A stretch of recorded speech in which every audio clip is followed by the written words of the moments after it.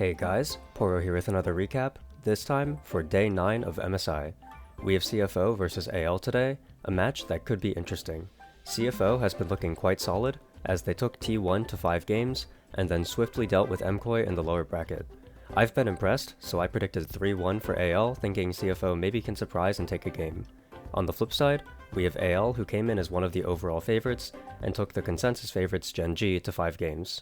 Game 1 was purely a game of positioning. AL had their signature Yorick control comp, but CFO had a pretty solid space control comp of their own, which made the game come down to a series of dragon fights. CFO elected to prioritize early dragons, whereas AL went for the gold lead instead. Heading into the 5th dragon fight, CFO was on sole point, but AL had roughly a 4k gold lead from the decisions they made on side lane pushing and herald usage.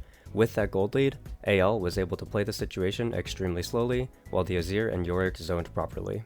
It was a similar story for Dragon number 6, but this time CFO had managed to get out a few key ultimates prior to the Drake being started, so they decided this was where they would make their stand. However, Shanks without ult was able to stall out both Driver and Kaiwing, Kyle won the smite fight with his spellbook, and CFO were aced while attempting to disengage, which signaled the end of the game. As for stars, there's not too much to do. Most of the plays made around the map were trades of some sort, whether it was Herald for bot dive, or Baron positioning for bot push. Both teams had plenty of disengage tools, so a lot of the fights were stalemates for long periods of time, where one side would blow an ultimate for a flash, or another side would trade their flash for more space in the situation. As such, it's hard to remove stars here for mistakes other than over-posturing. For example, Driver had some fights where he over-postured and was killed or chunked heavily, but he also had some fights where he controlled space well and landed good ultimates. Same for Kyle, who stepped up too far for vision control in fights a couple of times, but also had some amazing ults to win AL other fights. At the end of the day, I decided on 1 star loss for Kaiwing, who I felt played a few situations too fast by overestimating MF ult damage, 1 star gained for Tarzan, who had many good poppy ults and stab engages, and 1 star for Shanks as well, who handled the last team fight very well to swing the situation drastically into AL's favor. Game 2 was just wow. If you thought Tarzan's Jarvan at Worlds 2023 was a generational int, you haven't seen anything yet. AL started this game fantastically for the first 25 minutes. Kaiwing had a bad level 1 fight, which allowed Hope to enter lane 2-0, and then Hongq got dry solo killed by Shanks with nothing to do with Ryze and everything to do with Corki just not knowing the matchup. Then Kaiwing and Hongq made a bad decision at Grubs, where they hesitated on the retreat and got engaged on. AL are in an unlosable game state at 25 minutes, they have Ocean Soul and an 8k gold lead. CFO tried desperately to break AL's full zone comp at every dragon, but continuously failed to get an engage off that could get through the tools of Galio, Nico, and Wukong. So basically, all AL have to do is play the zone and they win. Then Tarzan is quite possibly the worst int I have ever seen at a modern international ever, by turning off the Baron and solo engaging on Skarner with literally 0 vision control. Kyle and Flandre make it worse by following up on the play, and with all of their counter engage tools gone, CFO completely wiped the team and create a 10k gold swing instantly. CFO then get Baron and Elder, but can't make meaningful progress with it due to Doggo over-posturing on the first push, and Kaiwing flubbing an engage on the second push, although to be fair, the engage was probably doomed either way. With the power of Ocean Soul, AL bully their way through the Elder standoff, and now, with Elder and Baron themselves, they avert the crisis and end the game. Personally, if I was Shanks, Hope, or Tabe, I would seriously consider executing Tarzan on the spot before game 3. In-game, of course.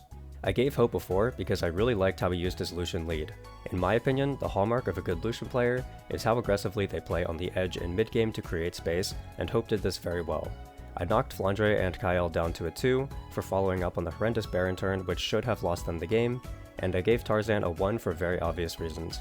As for CFO, Hongq and Kaiwing both get 2s for ruining the early game, and nobody on CFO gains any stars for the comeback as it was all just AL players griefing. Game 3 had AL going for a comp that was strong at early fights. With Lee Sin, Annie, and Rel, the first couple of dragon fights can go to AL if they teamfight well enough. They did not teamfight well enough. Kyle forced an engage on first drag, not expecting Trundle to tick 6 after killing the objective, and he had a bad engage on the second Drake.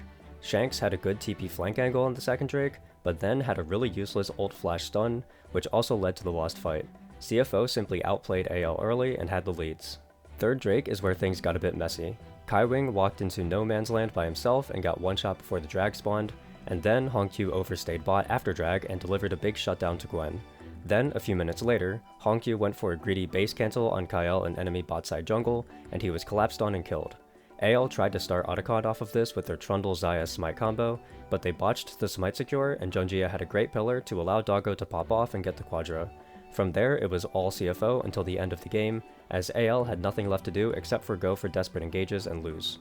The only other big extra note I have is that Rest did not play this game well, as he was caught overstepping 3 times before 23 minutes, and he found no reasonably useful engages throughout the game, except for a nice zoning ult on the soul fight, so I dropped him to a 2.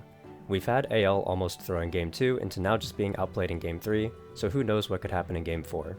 Game 4 started out well for CFO as they were able to generate leads in both mid and bot. The first bot dive was scary as Hope had no mana, but Kyle gave Thresh an easy hook angle, and then Hope burned Flash trying to get a kill after forgetting about Thresh's heal. Then, Hongq had a nice gank outplay mid, where he landed all of his skill shots on Shanks before Shanks had time to flash, which earned him a 1-for-1. CFO used this lead to wander around the map with the Jarvan and Thresh looking for plays, and it looked like AL might not get the time to scale. However, Doggo got caught stepping too far forward mid lane before the second Drake and he died, which was the beginning of the end. The game blew open when AL zoned CFO off of the mid wave by controlling bot side jungle, and they made a play for the mid tier 1. Rest tried to teleport to the turret to save it, but this gave Shanks a kill which got him back into the game, and AL used the momentum to chase down Kaiwing and get his flash plus the kill, and then the Otacon. Now that Kaiwing has no flash, he was easy pickings for Kyle at the 4th Drake fight, and that, paired with Shanks having an amazing flank angle, was enough to win the fight hard in AL's favor, and it was just a Baron into end to take the series. I think CFO should be proud of their tournament. Going in, I thought they would struggle due to Hongq's tendency to get caught in Interlot, Kaiwing's lack of champion pool, and Rest's overall lower tier of play. All of this was true, but we saw a lot of great things from CFO too. Hongq made his mistakes, sure, but he also proved that he can lane and teamfight with the best of the best, and that he's definitely a huge international riser now that he's done this 2 tournaments in a row. I thought Driver and Junjia both looked great this tournament, and Doggo was doing what Doggo normally does, that is to say he's definitely on the level to contest any Western bot laner and some Eastern ones too. I think this is about as good as CFO could have done, and I'm excited to see what adjustments they'll make for Summer Split. As for AL, it was a good win on the day with a strong game 1 and strong first 25 minutes of game 2, but their big throw in game 2 followed by their game 3 loss shows that they have the ability to come up short. We'll have to see how they do versus the winner of FlyQuest BLG. That's all I have for this one, as I did my next few predictions in the last video. As a refresher, I said BLG 3-2 and Gen G 3-2. I'll see you all tomorrow. Bye!